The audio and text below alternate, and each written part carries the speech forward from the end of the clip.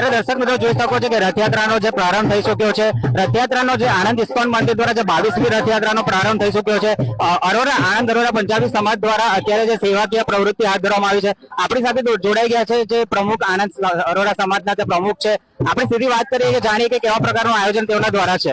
શું કહેશો, આજનું જે 22મી રથયાત્રા છે, શું સેવાકીય પ્રવૃત્તિ તમારા તરફથી થઈ રહી છે?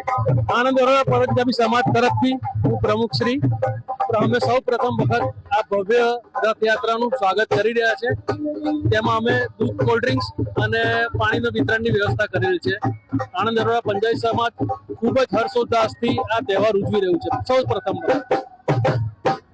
તો આ હતા આપણા આણંદ અરોરા પંજાબી સમાજના પ્રમુખ શ્રી, જેઓ દ્વારા અત્યારે જે કહી શકાય કે જે પાણી અને દૂધનું વિતરણ ફ્રી ઓફ કોસ્ટ કરવામાં આવી રહ્યું છે।